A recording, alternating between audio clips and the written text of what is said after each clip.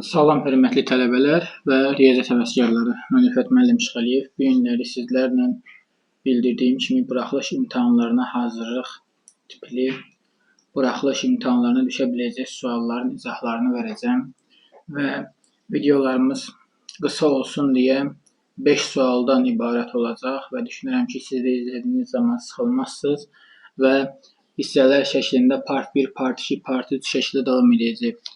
Burada mən sualların izahlarını bildirəcəm. Hansı suallar 9-cu siniflərdə, hansı suallar 11-ci siniflərdə düşmə ehtimalı daha çoxdur. Başlayaq sualların izahlarına. Məsələn, həndəsət bir suala baxaq.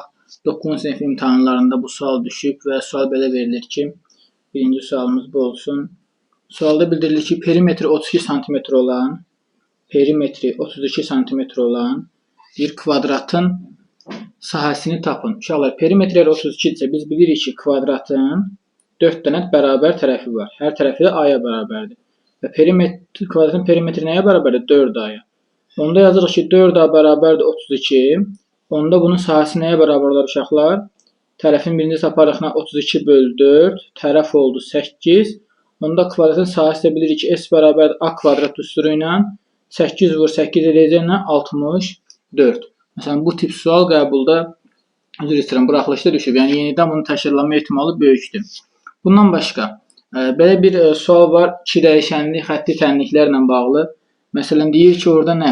Deyir ki, deməli, 2 ədədin cəmi 20-dir. Yəni, 1 x-dir, 1 y-dir. Bunların cəmi 20-dir. Bizə deyir ki, fərqləri isə 14-dür. Fərqləri isə 14-dür. Bizə deyir ki, onların hasilini tap. Uşaqlar, bunu həll eləmək üçün nə edir əslində? Bunu belə yazandan sonra tərəf-tərəfə toplayaq. X-dən x toplayaq. Nə alırıq? 2x. Y ilə mənfi y toplayanda 0. 20 üstədə 14 bizə verir 34. Deməli, 2x bərabər nəyə? 34-də. X bərabər nəyə? 17-yə. X 17 olduğunu aldıq. Əgər x 17 isə uşaqlar, mən y-ni tapacam. Buradan gətirmə bu tənlikdə yerinə qoyuram. Yazıram nə? Yazıram 17 çıx y bərabərdir 14. Onda y nəyə bərabər olur? Y bərabər olur 3-ə. Mənə də deyir, bunların hasilini tap. 17-ni də vururam 3-ə, alıram nə? Alıram 51. Deməli, cavab nə imiş? Cavab 51-ə bərabər imiş. Bundan sonra məsələn, belə bir sualla qarşılaşa bilərik. Funksiyalar bölməsi ilə bağlı bizə deyər ki, y bərabərdir. Məsələn, deyim, 4x çıx 24 deməli, funksiyasının sıfırlarını tap deyə bilər. Uşaqlar, funksiyanın sıfırlarını biz nə tapacaq? Funksiyanın sıfır o deməkdir ki, x-ə o qiymət verin ki, y 0 alırdı. Deməli, onu nə edirsən? Bunu 0-a bərabər edirsən. 0 bərabər nə? 4x çıx 24. 24-ü göndərdik, sol tərəfə aldıq nə? 24 bərabərdir 4x-ə. Hər tərəfi də 4-ə böldük, aldıq nə? 6. Deməli, hansı qiymətində funksiyanın 0-ını taparıq? X-in 6 qiymətində. Aydın oldu mu? Bu da bizim yadımızdan nədir? Yadımızdan çıxmasın. Bundan əlavə tənillər sisteminə aid belə bir suala da baxa bilərik biz. Deməli ki, 4-cü sual yazaq bura. Məsələn, bizə verər x kvadrat çıx y kvadrat bərabərdir 33. Aşağıda verər x çıx y bərabərdir 3. Sənə deyər ki, x üstəgəl y-i tap. Sənə deyir, bunu tap. Bunu həll eləmək üçün uşaqlar nə etmək lazımdır? Bunu həll etmək üçün mütləq şəkildə biz, deməli, üstəki tənliyi açmalıyıq. İfadəni açmalıyıq. Bu nə deməkdir? Bu x çıx y vur nə? Vur x üstəgəl y deməkdir. Müxtəsər vurma düsturu. Bu da bərabərdir 33-ə. Onda x çıx y burada 3-ə bərabərsə yazıram nə? 3 vurulsun x üstəgəl y bərabərdir 33-ə.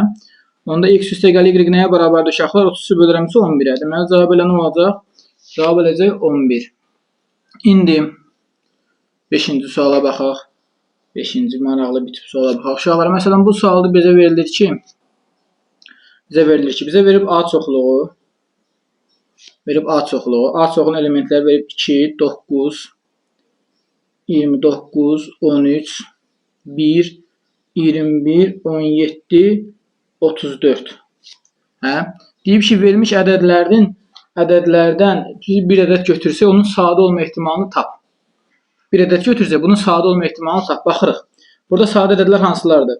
2 sadə ədəddir, 9 yox, 29 sadə ədəddir, 13 sadə ədəddir. Burada 1, deməli, 1 əslində yox, 1 deyil, bu 7-dir. 7 necə ədəddir? 7 sadə ədəddir. 21 sadə ədəd deyil. 17 sadə ədəddir. Vəssalam. Neçə dənə sadə ədəd oldu burada? 1, 2, 3, 4, 5 dənə. 5 dənə sadə ədəd oldu. Neçə dənə elementin içindən? 1, 2, 3, 4, 5, 6, 7, 8. 8 dənə elementin 5-i sadədir. İndi götürülən bir ədədin sadə olma ehtimalı nədir? 8-də 5-ə bərabərdir. Uşaqlar, düşünürəm ki, video sizin üçün xeyirli və faydalı oldu. Bu tip videoların davamı gələcək və inanıram ki, buraxılış imtahanlarına qədər biz bu tip çoxlu sayda part hissəciklərlə videolar hazırlamaqla sizlər üçün xeyirli, faydalı olarıq. İşiniz avam olsun.